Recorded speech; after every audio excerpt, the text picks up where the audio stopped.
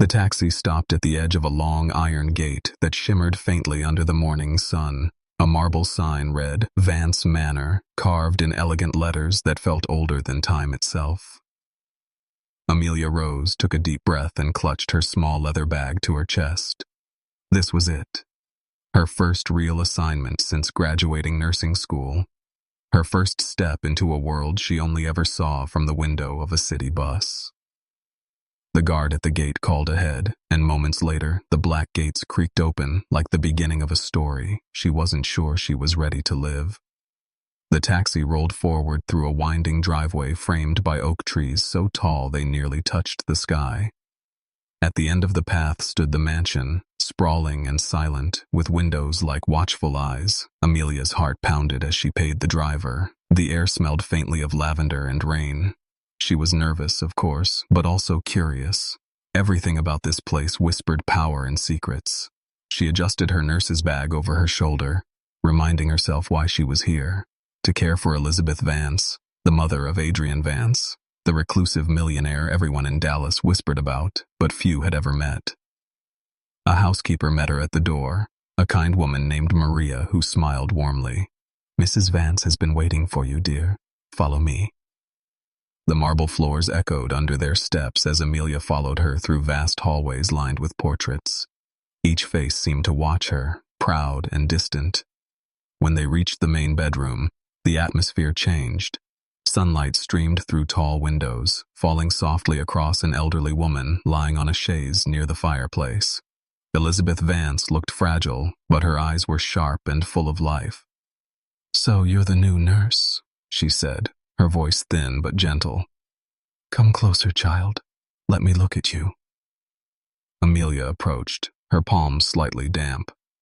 "Yes, ma'am." Amelia rose. "It's an honor to meet you." Elizabeth studied her for a moment, then smiled.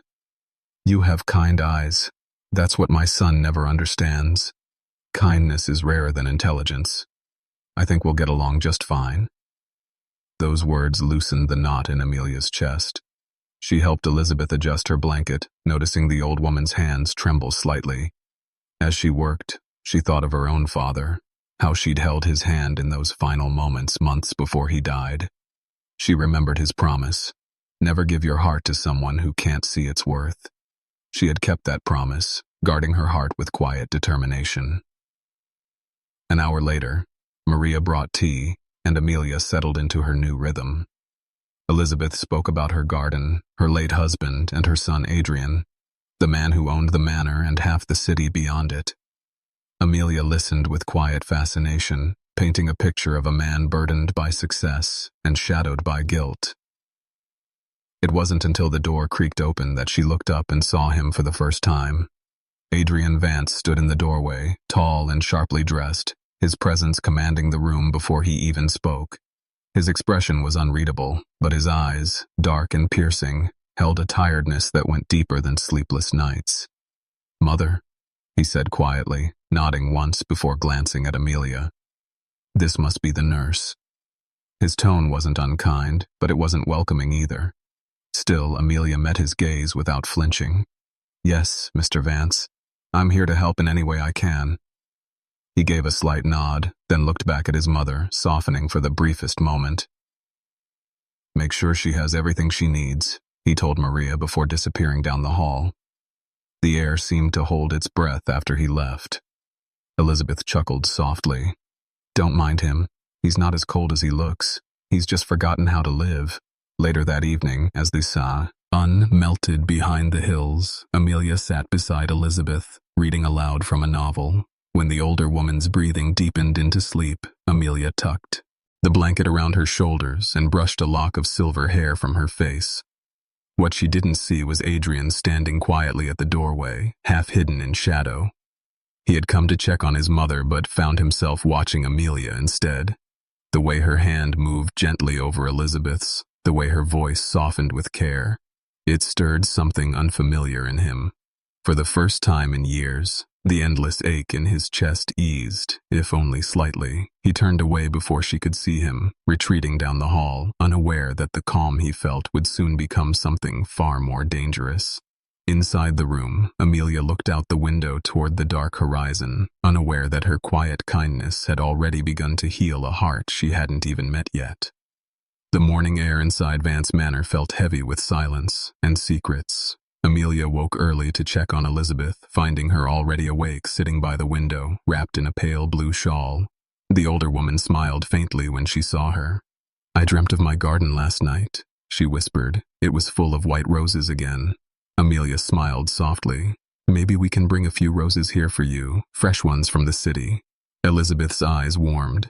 "That would be lovely. Dear, my son used to plant them for me before his father died. He hasn't touched the garden since." Amelia didn't know what to say, so she poured tea and helped Elizabeth with her medication. When she turned to place the teacup down, she noticed a man standing quietly in the doorway. Adrian Vance. His sharp features were unreadable, but his eyes flicked from his mother to Amelia, and then lingered, just a moment too long before he spoke. "Thank you, Miss Rose, for taking such good care of my mother. You're settling in?"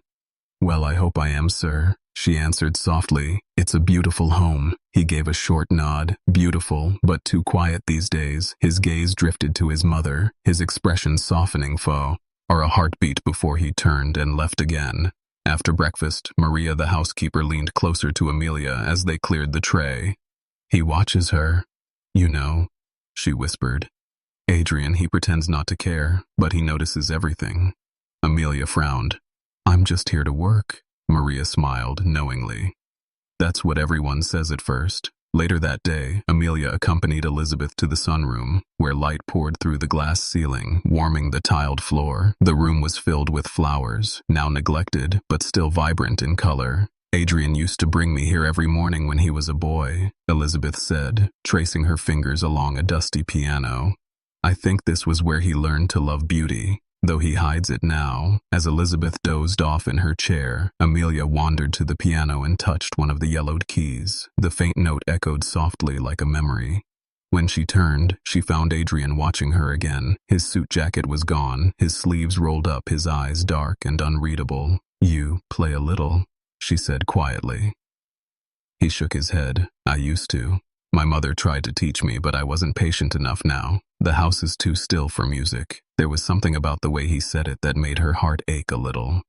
She wanted to fill that stillness for him with words, or warmth, or anything. But she stayed silent, afraid of crossing lines. He walked closer, stopping just a few feet away. "You remind her of someone," he said, finally. "My father's nurse." She had that same calmness, same stubborn light in her eyes. "She changed everything around here until she died. After that, Mother was never the same. Neither was I." His voice dropped to a low whisper. "Sometimes kindness is more dangerous than cruelty. It gets under your skin before you realize you're bleeding." He left before she could answer, leaving her standing in the sunlight with his words ringing in her ears that night as Amelia wrote in her small notebook. She couldn't stop replaying his tone, the sadness in it, the warning and the strange pull that made her chest tighten. She told herself she was foolish. He was her employer, a man from a different world, but even as she drifted into sleep, she dreamt of him standing at the piano, his eyes filled with something she couldn't name. In another part of the house, Adrian poured himself a glass of scotch in his study, staring out into the endless night. He could still hear her voice, soft, calm, full of something he hadn't felt in years. It unsettled him. He told himself she was just a nurse, a kind-hearted girl, too innocent for the shadows of his life. But deep down, a quiet truth began to stir. He was already losing the battle against the feeling he swore he'd never let in again. The next morning, a storm was brewing outside. Thick clouds hung over Vance Manor, and the wind carried a restless chill. Amelia moved quietly through the halls, her steps echoing against the marble. She had learned the rhythm of the house by now, the way the light hit the staircases at certain hours, the faint scent of roses that lingered from Elizabeth's favorite perfume. But today, the air felt different, heavy, almost like it was holding its breath. She entered Elizabeth's room and found the older woman awake, but distracted. Her fingers were twisting the edge of her blanket, her eyes fixed on the window. "You can feel it too, can't you? Child, something is changing." Amelia smiled gently. "Probably just the weather." Elizabeth shook her head. "No, not that something in this house has been waiting for a long time." Before Amelia could ask what she meant, Adrian appeared in the doorway. his hair slightly disheveled as though he hadn't slept much. His eyes were sharp, but there was something hollow behind them. He nodded to Amelia. "Morning, Miss Rose." He turned to his mother. "How are you feeling?" Elizabeth's voice softened better when you're near me.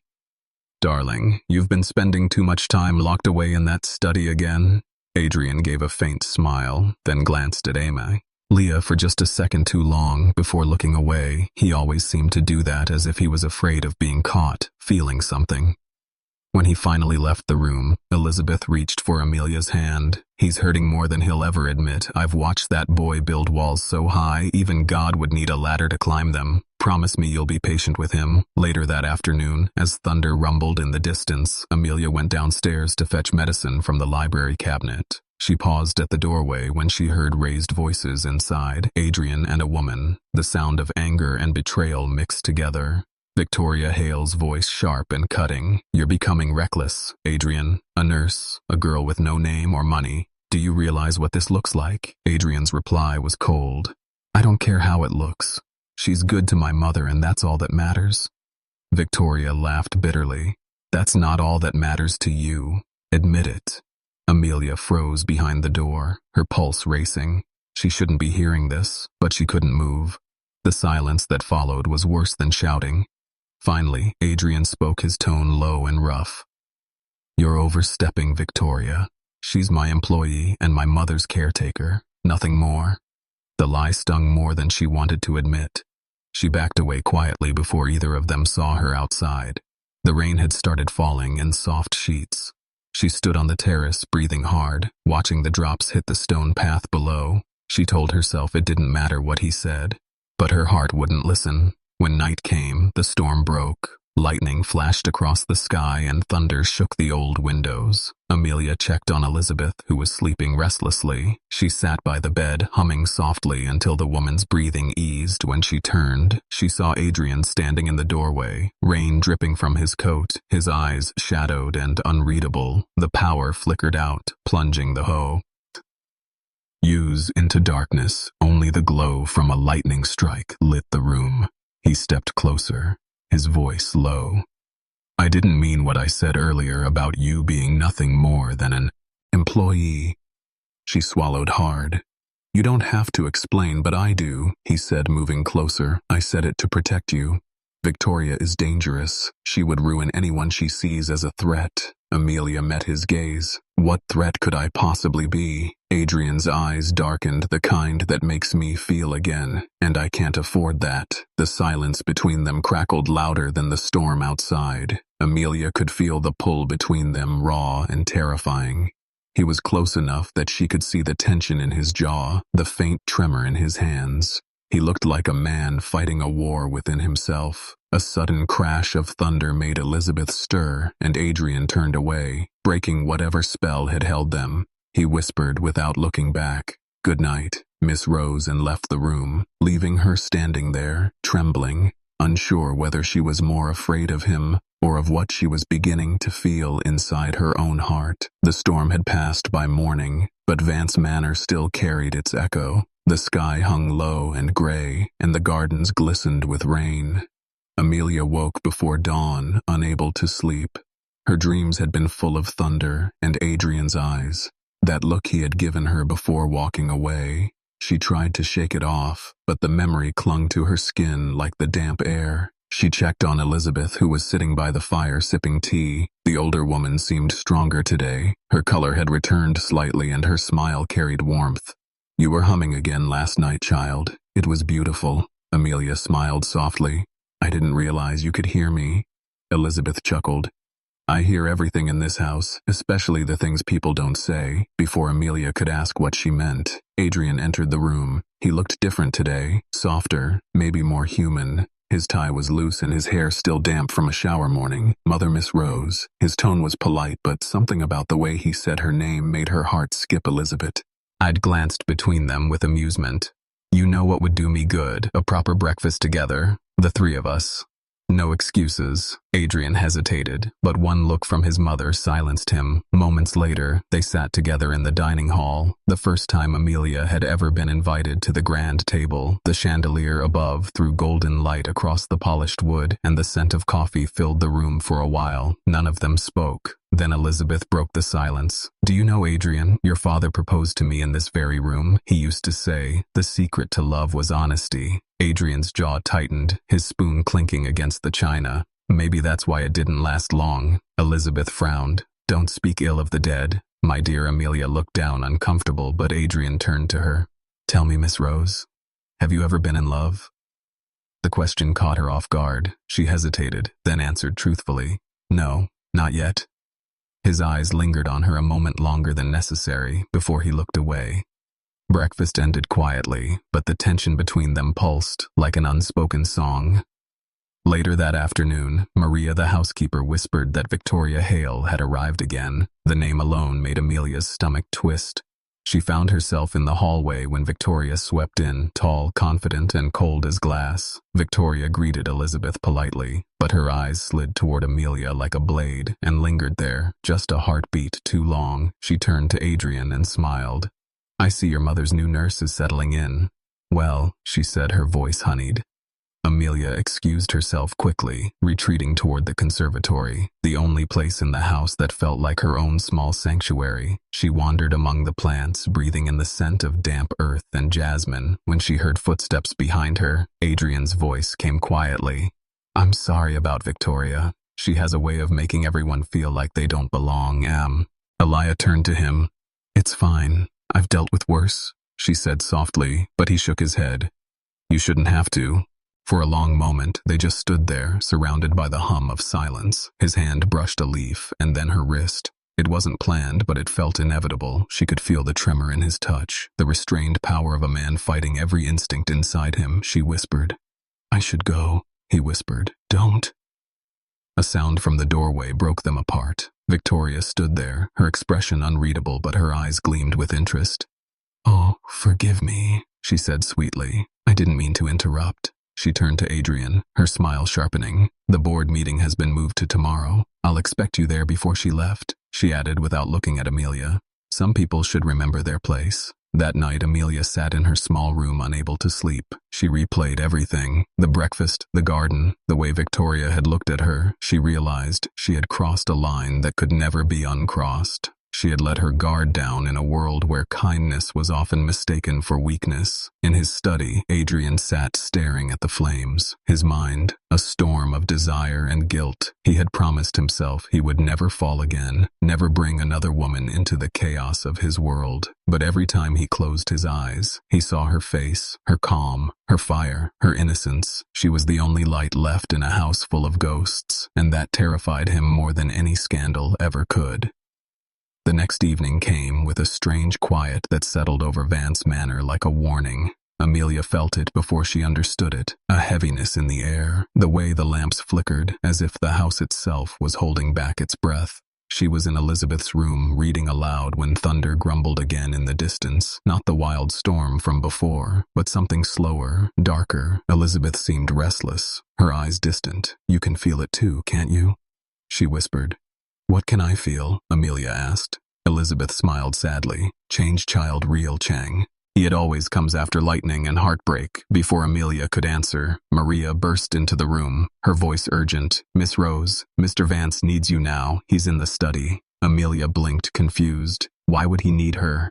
She followed quickly, her shoes clicking against the marble. The closer she got, the louder the tension in the air felt when she entered the study. Adrian was pacing, phone in hand, his face carved in shadow. When he saw her, he ended the call abruptly. "There's been an accident," he said quietly.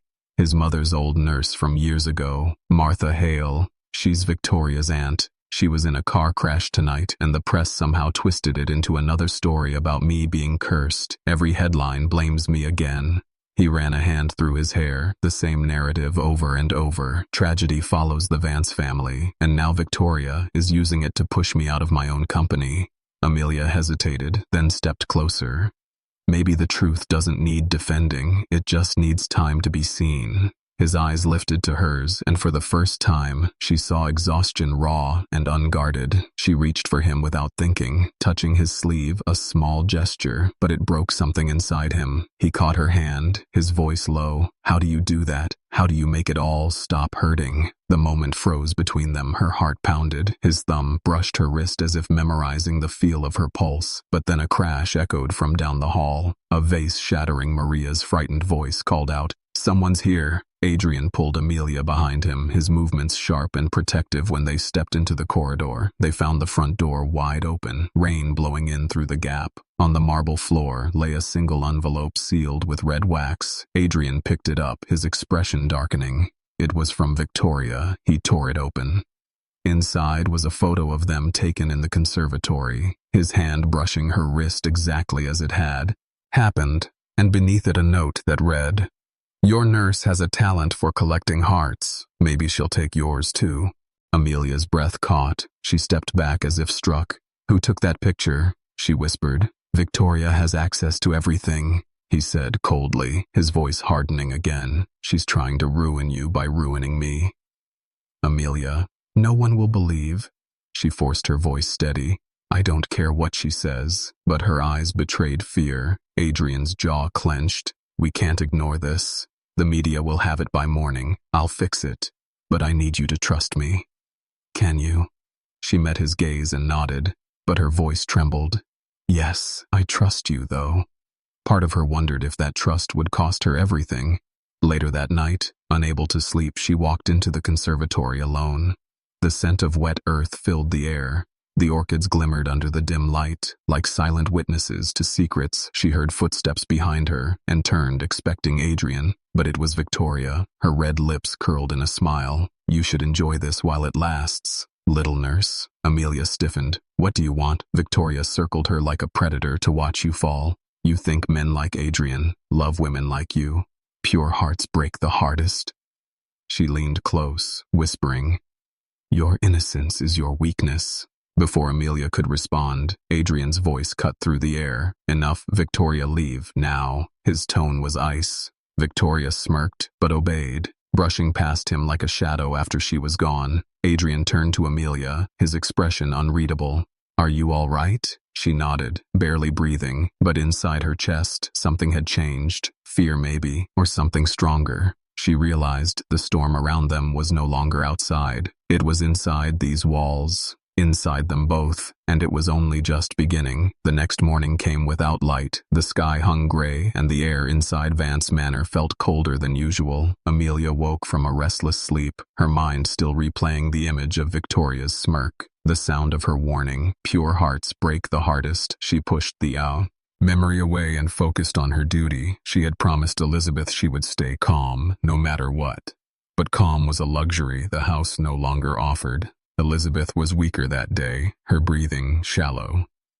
Amelia stayed by her side, giving her medicine, adjusting the blankets and softly humming songs from her childhood. After a while, the older woman took her hand and whispered, "I dreamed of a girl standing in the garden, white dress, wind in her hair. I think it was you, child. You're meant to heal more than my body, aren't you?"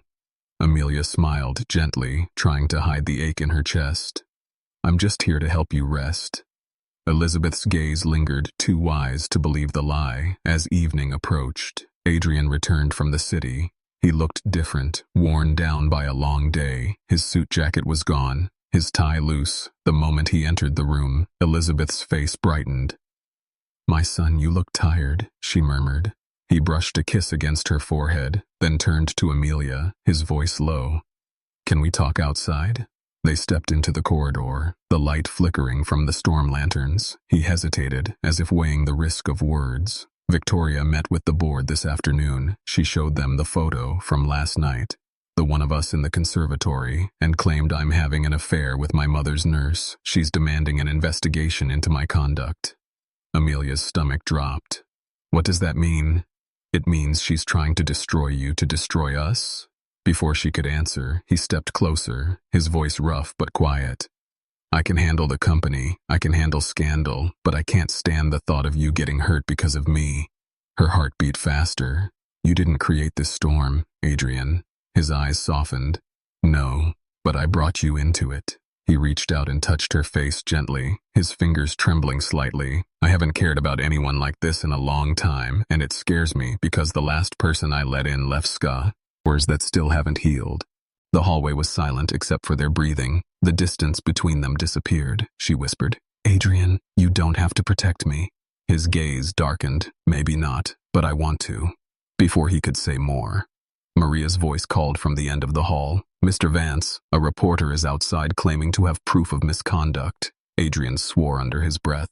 "Stay with my mother," he said, and strode away toward the entrance. Amelia stood frozen for a moment before hurrying after him, curiosity and fear tangled in her chest. She stopped at the top of the staircase and saw him. Below, the reporter, a young man in a raincoat, held up a flash drive. "Victoria gave this to me," said. "It's the truth about you." Adrian snatched it from his hand. Without a word, the man left as quickly as he came. Hours later, the house fell into uneasy quiet. Amelia couldn't sleep. Curiosity won. She walked past the study and saw light under the door. It was ajar. Through the gap, she saw Adrian sitting at his desk, shoulders tense. The screen of his laptop glowed faint blue. On it were images, security footage from the manor, but not recent ones. The dates went back years, showing his father alive and a woman young, beautiful and familiar. Amelia leaned closer, realizing the woman looked almost exactly like her. Adrian's voice broke the silence. "I knew you'd come." His tone was low but calm. He turned slowly in his chair. She flinched. "I didn't mean to spy." He stood and walked toward her. "It's fine. I think you deserve to know the truth. My father's scandal, the one Victoria always throws in my face, it wasn't about money or corruption. It was about a woman. She was my mother's nurse. Her name was Evelyn Rose." Amelia froze, her voice barely a whisper. "Rose." He nodded. "Yes, your last name isn't a coincidence. Evelyn was your grandmother. She saved my father's life, and she was the only person he ever truly loved. My mother never forgave her or him, and Victoria used that hatred to control everything after they died. You remind me of her too much. Sometimes it scares me." Tears stung Amelia's eyes. She looked down, unable to speak. Adrian stepped closer, his voice softer. "I didn't tell you sooner because I didn't want you to feel trapped by history, but maybe fate decided this long before we ever met. Maybe we were meant to finish what they started." Lightning flashed outside. Thunder rolled through the walls. He reached for her, and she didn't move. Their hands met the same warmth, the same trembling that had haunted them for weeks. His whisper brushed against her skin. "Whatever happens next, we face it together." She looked up into his eyes and for the first time saw not a millionaire or a broken man, but someone who had been waiting just as long as she had for something real, for something that felt like home. Night fell heavy over Vance Manor like a curtain of secrets. The storm outside had passed, but the silence it left behind was more dangerous than thunder. Amelia sat alone in her room, staring at the faint reflection of her face in the window. Adrian's words from earlier kept echoing in her mind. "Your grandmother was the woman my father loved." She felt the weight of that truth pressing against her heart. It wasn't just a coincidence. She had been pulled into a story that started long before she was even born. A knock broke her thoughts. It was soft but urgent. She opened the door to find Adrian standing there, his shirt sleeves rolled, his expression unreadable. "We need to talk." His voice was rough. She stepped aside, letting him in. "What happened?" she asked Victoria. He said quietly, "She's not finished. She met with a man from the press today and handed over more footage. Footage of us together." Amelia's stomach turned. "But there's nothing wrong with what we've done, Adrian." "Not yet," he said, "but the world doesn't care about truth. They care about scandal, and Victoria knows how to twist a story." He moved closer, lowering his voice. "I'll protect you, but I need you to tell me something. Did you know about your grandmother before I told you?" She shook her head. "No, I only knew she was a nurse. She died before I was born." He studied her face like he was searching for lies. "I believe you," he said finally, "but the people who come after us won't." A sudden crash echoed from below, glass shattering. They both turned toward the sound. Adrian grabbed her hand. "Stay here." But Amelia shook her head and followed. They reached the great hall where the front window had been broken, wind blowing shards across the floor. On the marble lay a photograph face down. Adrian picked it up, his jaw tightening when he saw it. It was a photo of them taken earlier that night from outside her window. "Someone's been watching you," he said quietly, his voice full of fury. Amelia felt her chest tighten. Who would do this, Victoria? Maybe, or someone. She's paying. Adrian's eyes darkened, but he said nothing. Later, when Elizabeth was asleep and the house had gone still, Adrian found Amelia in the conservatory. She stood among the orchids, pale in the moonlight, her hands trembling. "You should have let me leave," she said, her voice cracking. "This isn't my world. I don't belong here." He stepped closer. "You think walking away will keep you safe? It won't. She'll still destroy you just to hurt me." His words came out like a confession. "I tried to keep you out of this, but you've become the only thing I can't lose." She looked at him through tears. "Then why does it feel like I'm already lost?" Adrian reached for her, his hands cupping her face, the air between them charged with fear and longing. He whispered, "I don't care what she does. I don't care what they print. I'm not letting you go." Their lips met the kiss, soft at first, then desperate, like both of them were trying to hold back a world intent on tearing them apart. It wasn't about passion. It was about survival. When they finally broke apart, Amelia whispered, "What are we going to do now we fight?" He said simply, but there was a tremor in his voice, like even he didn't believe they could win. Before dawn, a car engine roared outside. Headlights flashed through the windows. Adrian tensed. "She's here," Amelia whispered. Victoria stepped out of the car, flanked by two men in dark suits. She carried an envelope and a smile that looked like victory. Adrian met her at the door. "What do you want?" Victoria laughed. "I already have it." She handed him the envelope. Inside was a contract for his resignation from the company and a statement prepared for the press. "Either you sign this or I release everything." Adrian's jaw tightened. "You're blackmailing me." She smiled. "Call it justice. You took everything from me, and now I'm just taking it back." Adrian didn't answer. He just stared at her until she turned and walked away, leaving the door open to the cold morning air. Amelia stood at the top of the stairs, watching him, watching the man who had always been in control finally break. He tore the letter in half, his voice barely a whisper. "I'm done letting her decide who I am." He looked up at Amelia, eyes full of resolve. "Pack a bag. We're leaving tonight." She froze. "Leaving where? Anywhere but here," he said. "Because if we stay, this house will swallow us both alive." And as dawn broke over Vance Manor, for the first time in years, Adrian Vance walked away from everything, money, power, legacy, all of it, for a woman who reminded him that love wasn't a weakness. It was the only thing strong enough to survive the storm. The road stretched endlessly ahead as dawn began to burn away the night. Adrian drove in silence, his hands tight on the steering wheel while Amelia sat beside him staring out the window. The city faded behind them, replaced by rolling hills and the muted gold of morning. She didn't ask where they were going, she only knew they were leaving behind everything that had nearly destroyed them. After 2 hours, they reached the countryside, the air clearer, the silence deeper. Adrian turned off onto a dirt road, leading to a secluded house hidden among tall trees. It looked abandoned from the outside, but when he unlocked the door and pushed it open, Amelia felt warmth in the air. "This was his father's old retreat," he said quietly. "No one knows it exists, not even Victoria."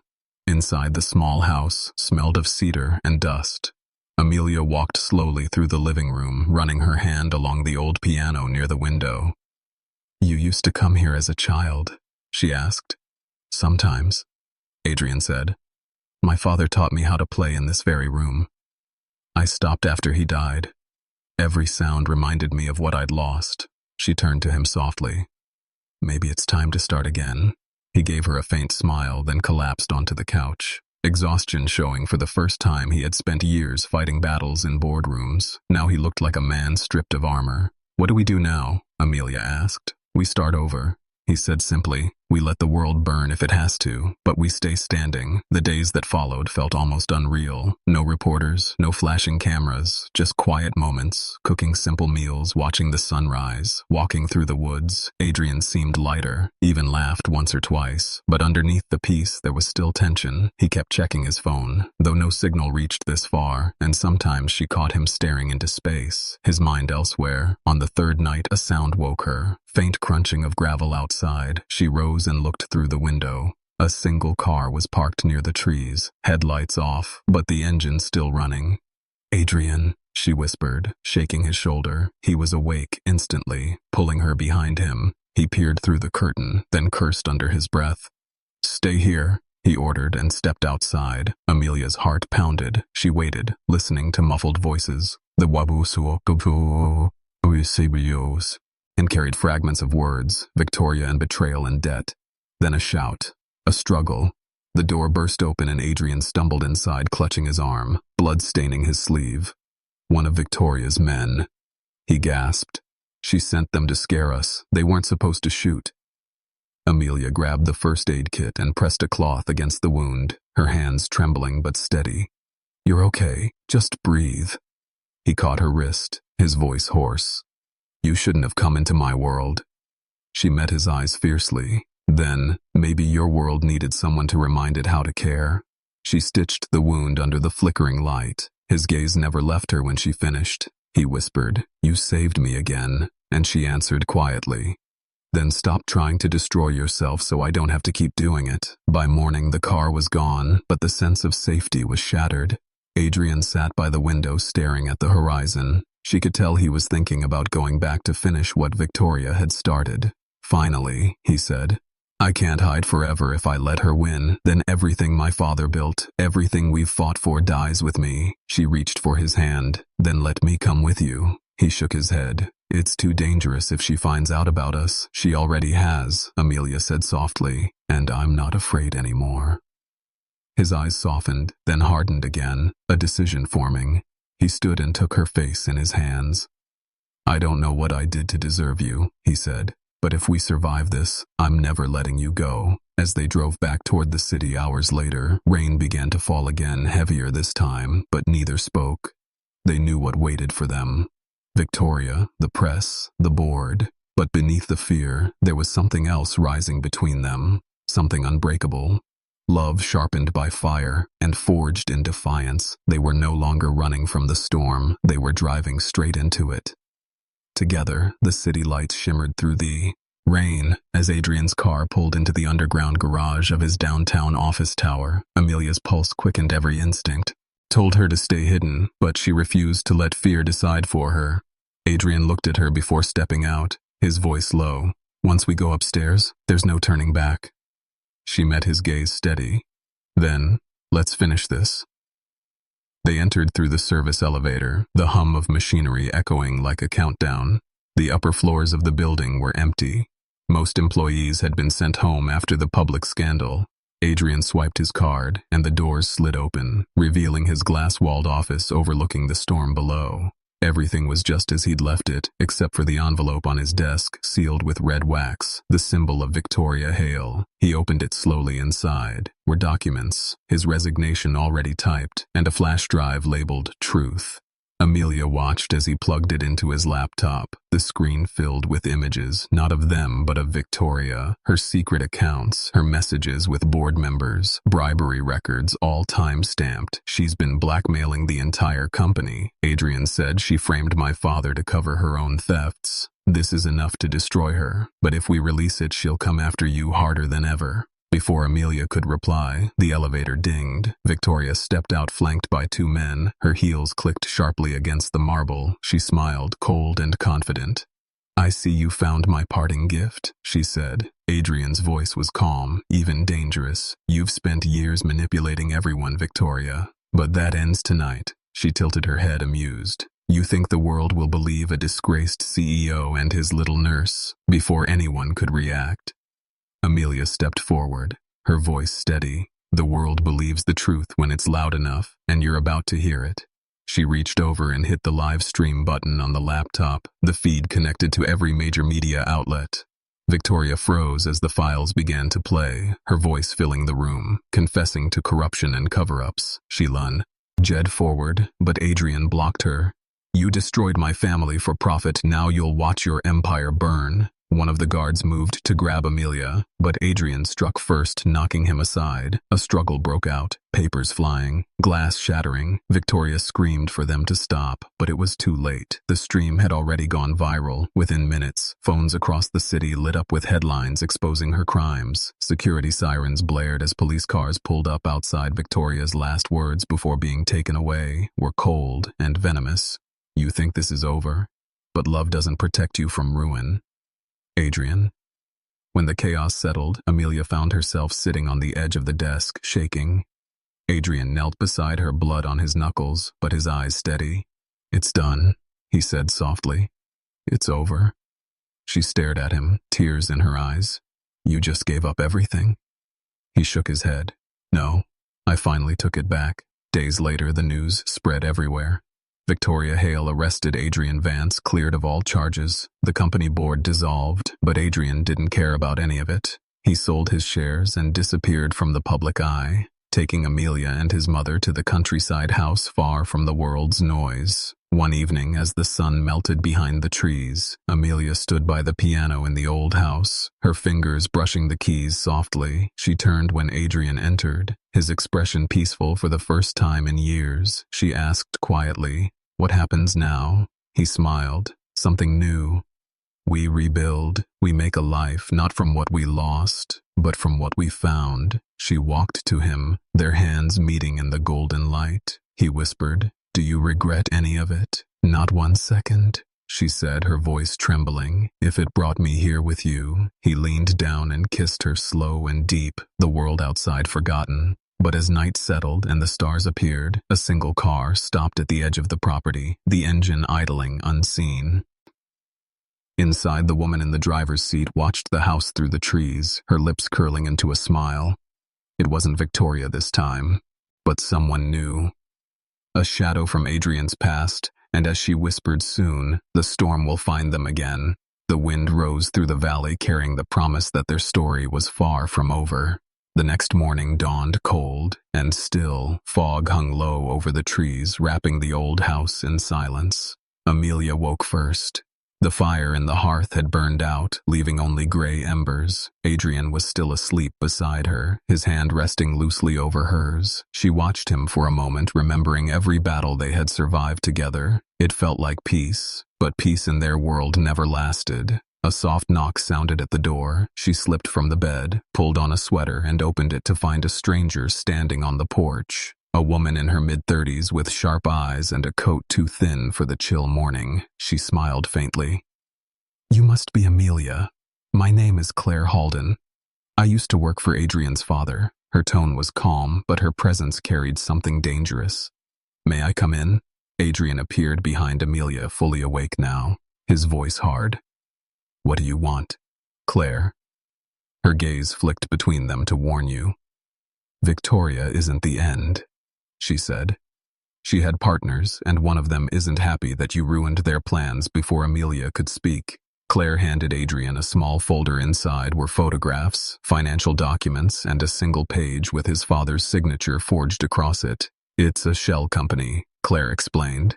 "Someone's been buying land through your family trust, the same properties your father once used to hide assets." Adrian frowned. "I shut those accounts down years ago." She shook her head. "Someone reopened them last month under your name." A chill ran down Amelia's spine. "What does that mean?" "It means someone's trying to finish what?" Victoria started. Adrian said quietly, his eyes darkening. "But why would you help us?" Claire hesitated. "Because your father saved my life once," she said, "and I owe him." For the rest of the morning, Adrian made calls, tracing the transactions. Every answer led to another dead end, until one name finally appeared on the screen. Colin Vance, his cousin thought to be living abroad, the last heir with any claim to the family fortune. Adrian's voice dropped low. "He's behind this. He wants control of what's left." Claire nodded, "And he'll come for you both if he has to, by nightfall." Amelia's unease had grown into dread. They locked the doors, drew the curtains, and tried to focus on dinner, but the sound of a car crunching over gravel froze them. Adrian stood, his jaw set. "Stay here," he said. Amelia followed anyway. Together they stepped onto the porch. Headlights cut through the fog. A sleek black car stopped at the gate. A man stepped out, tall with Adrian's same sharp features, but colder. "Cousin Adrian," greeted, voice flat. Colin smiled. "I always wondered how long it would take you to destroy everything. Now, I see you've brought help." He glanced at Amelia with a smirk. "So this is the famous nurse? They say love makes men weak." Adrian stepped forward. "Don't you dare talk to her." Colin raised a brow. "Then give me what I want. Sign the holdings over to me and I'll disappear. Otherwise you won't like what happens next." Amelia's voice trembled, but she spoke up. "You're threatening your own blood." Colin laughed. "Family doesn't matter when legacy is at stake." He drew a pistol from his coat, the metallic click echoing through the air. Adrian moved instinctively, placing himself in front of her. She could hear his heartbeat thundering against her back. "You don't have to do this," Adrian said calmly, but Colin's face twisted with anger. "I already did," before he could fire a sound. Split the air. Another gunshot from behind them. Claire stood at the porch steps, her weapon raised. Colin dropped to his knees, shock frozen on his face. She lowered the gun and said quietly, "I told you he saved my life once, and I don't forget debts." Adrian rushed forward, grabbing Amelia, pulling her close as police sirens began to rise in the distance. Claire dropped the gun without a word and walked into the darkness, disappearing into the trees. By the time the officers arrived, she was gone. Hours later, when everything was finally still again, Amelia and Adrian sat together by the fireplace. He reached for her hand, his voice raw. "I thought I'd lost you." She shook her head. "Not this time." Adrian smiled faintly. "I'm done fighting shadows. It's time to live." Months passed. The scandal faded. The estate sold and rebuilt into something smaller, simpler. In the quiet countryside, Amelia opened a free clinic with funds from the trust Adrian gave her. She called it Elizabeth's house in honor of his mother. Children laughed in the garden. Patients came from miles away, and every day ended with Adrian waiting for her by the gate. On a warm evening, he knelt in the grass holding a ring that had belonged to his father. "Amelia Carter," he said, "will you build the rest of forever with me?" She couldn't speak, only nodded through tears. He slipped the ring onto her finger and whispered, "No more secrets, no more storms, just us." Years later, their home was filled with laughter, a piano by the window, a child playing under the same orchids that once witnessed their first confession. Love had outlasted scandal, danger, and loss. It had become something unbreakable, something real, and whenever Adrian kissed her forehead before sleep, he would whisper the same words he said the night they escaped Vance Manor. "Love is the only legacy worth leaving, and this time, it was forever."